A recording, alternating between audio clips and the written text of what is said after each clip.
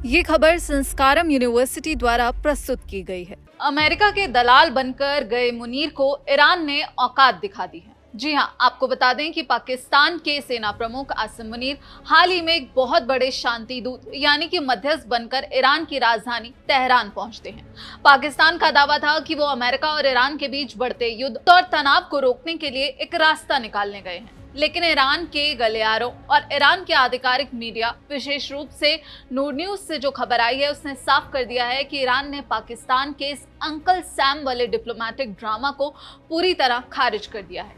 सीधे शब्दों में कहें तो जो पाकिस्तान अमेरिका के इशारों पर मध्यस्थता का राग अलाप रहा था, ईरान ने उसे उसकी वास्तविक स्थिति का एहसास करा दिया है। सबसे पहले समझते हैं कि आसिम मुनीर की ये यात्रा क्यों हुई। पाकिस्तान और ईरान दो ऐसे पड़ोसी देश हैं जिनकी सीमाएं एक दूसरे से सीधे सटती हैं। ईरान की नेबरहुड फर्स्ट नीति यानी कि पड़ोसी प्रथम नीति के तहत तेहरान ने हमेशा इस्लामाबाद के साथ गहरे और मजबूत संबंधों की वकालत की है। दोनों देशों के बीच लगभग $10 बिलियन का व्यापार लक्ष्य रखा गया, जिसे सीमावर्ती बाजारों, बॉर्डर टर्मिनल्स और आर्थिक गलियारों के जरिए हासिल किया जाना है।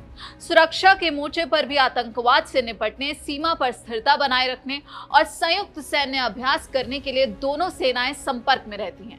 इसी सिलसिले को आगे बढ़ाते हुए आसिम मुनीर का तेहरान दौरा एक सामान्य प्रक्रिया हो सकता था, लेकिन यहाँ पर कहानी में ट्विस्ट तब आया जब आसिम मुनीर सिर्फ पाकिस्तान के आर्मी चीफ बनकर नहीं गए, बल्कि वो वॉशिंगटन और तेहरान के बीच मध्यस्थता का लिफाफा लेकर पहुंचे। हाल के महीनों में इस्लामाबाद ने अमेरिका और ईरान के बीच युद्ध समाप्त कराने और वैश्विक अर्थव्यवस्था को तबाही से बचाने के लिए मध्यस्थ बनने की बहुत कोशिशें की।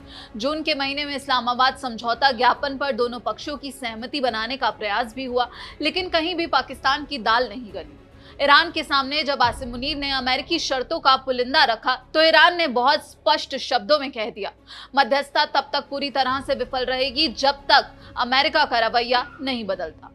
ईरान का सीधे तौर पर यह मानना है कि पाकिस्तान का मध्यस्थता का प्रयास पूरी तरह से एक तरफा और अमेरिका के पक्ष में झुका हुआ है। ईरान के रुख को अगर हम समझें तो इसके पीछे जो मुख्य कारण है वो कुछ इस तरह है। अमेरिका की अधिकतम दबाव की नीति, डोनाल्ड ट्रंप के दौर से चली आ रही विफल नीतियों और अमेरिका की पुरानी आक्रामक सोच को आज भी थोपने की कोशिश की जा रही है। सैन्य हमले और उकसावा, अमेरिका एक तरफ शांति की बात करता है, दूसरी तरफ ईरान के सैन्य ठिकानों और उसके हितों पर हमले करके उकसाने का काम करता है। इजरायली शासन का प्रभाव, अमेरिका पूरी तरह से इजरायली शासन के एजेंडे और नियमों के हिसाब से काम कर रहा है। ईरान ने फील्ड मार्शल आसिम मुनीर और पूरी दुनिया को ये साफ संदेश दिया है कि ईरान ने हमेशा समझौते के प्रावधानों का पालन किया है। ईरान की तरफ से जो भी सैन्य या फिर कूटनीतिक कार्रवाई हुई है वो केवल अमेरिकी उल्लंघनों और आक्रामकता का जवाब यानी कि रिएक्शन थी। ऐसे में अगर पाकिस्तान जैसा कोई देश मध्यस्थ बनने का दावा करता है और वो केवल ईरान से संयम बरतने की मांग करता है, जबकि अमेरिका की आक्रामकता पर चुप्पी साधे रहता है, तो ईरान ऐसी मध्यस्थता को कभी स्वीकार नहीं करेगा। असली मध्यस्थ का काम पीड़ित पर दबाव बनाना नहीं, बल्कि हमलावर को उसके गलत रवैये को सुधारने के लिए मजबूर करना होता है। सैन्य और राजनयिक मोर्चे पर ईरान को झुकाने में असफल रहने के बाद अमेरिका ने एक बार फिर आर्थिक घेराबंदी, कड़े प्रतिबंध और नौसैनिक नाकेबंदी का ऐलान किया है। अमेरिका और उसके सहयोगियों का मानना था कि आर्थिक तंगी के कारण ईरान घुटने टेक देगा। जब ईरान के सेंट्रल बैंक के गवर्नर ने बयान दिया कि इस्लामाबाद समझौते के बाद भी देश को कोई विदेशी मुद्रा राहत नहीं मिली, तो पश्चिमी मीडिया और मध्यस्थों ने इसे ईरान की कमजोरी मान लिया।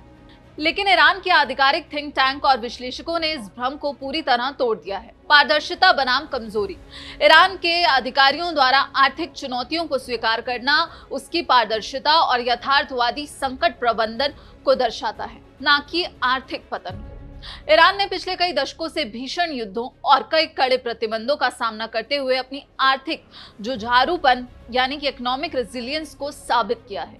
अमेरिका पर बूमरैंग प्रभाव, मध्यस्थों को ये समझना होगा कि आर्थिक दबाव का असर एक तरफा नहीं होता।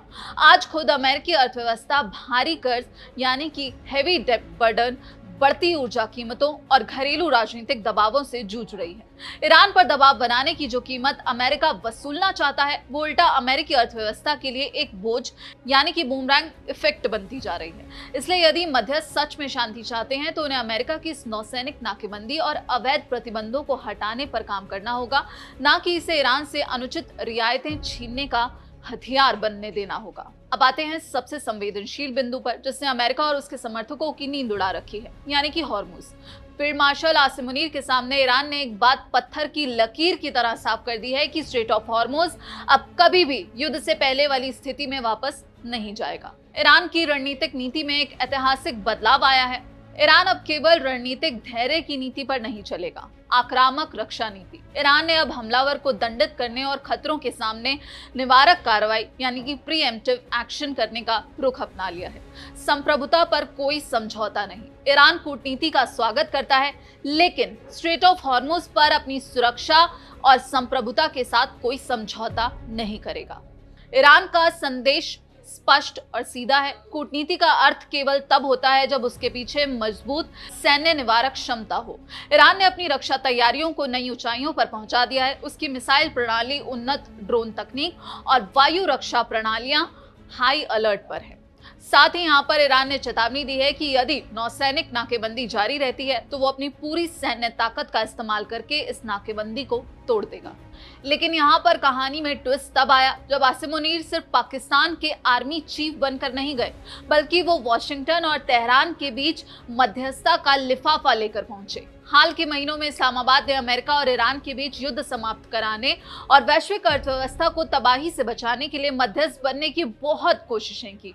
जून के महीने में इस्लामाबाद समझौता ज्ञापन पर दोनों पक्षों की सहमति बनाने का प्रयास भी हुआ, लेकिन कहीं भी पाकिस्तान की दाल नहीं गली। ईरान के सामने जब आसिम मुनीर ने अमेरिकी शर्तों का पुलिंदा रखा तो ईरान ने बहुत स्पष्ट शब्दों में कह दिया, मध्यस्थता तब तक पूरी तरह से विफल रहेगी जब तक अमेरिका का रवैया नहीं बदलता। तो कुल मिलाकर इस जो पूरी स्थिति का निचोड़ है वो ये है कि पाकिस्तान के सेना प्रमुख आसिम मुनीर का तेहरान दौरा ये साबित करता है कि इस्लामाबाद भले ही वॉशिंगटन की धुन पर नाचते हुए खुद को एक बड़ा ग्लोबल मध्यस्थ दिखाने की कोशिश कर रहा हो, लेकिन ईरान ने उसे उसकी असली जगह यानी कि औकात दिखा दी है। ईरान ने साफ कर दिया है कि अगर पाकिस्तान को वाकई एक ईमानदार और सफल मध्यस्थ बनना है तो उसे अमेरिका के दलाल या फिर प्रवक्ता की तरह व्यवहार बंद करना होगा। उसे वॉशिंगटन को उसकी आक्रामकता, टूटे हुए वादों और मैक्सिमम प्रेशर की विफल नीतियों को वापस लेने के लिए मजबूर करना होगा। जब तक अमेरिका का रवैया नहीं बदलता तब तक कोई भी मध्यस्थता केवल एक कूटनीतिक दिखावा बनकर रह जाएगी। आप इस पूरे घटनाक्रम पर क्या सोचते हैं? पाकिस्तान जो एक बार फिर ईरान के आगे बेइज्जत हुआ है, उस पर आपकी क्या राय है? कमेंट सेक्शन में अपनी राय जरूर बताइएगा। बाकी देश और दुनिया की तमाम खबरों के लिए आप देखते रहिए दैनिक जागरण। नमस्कार।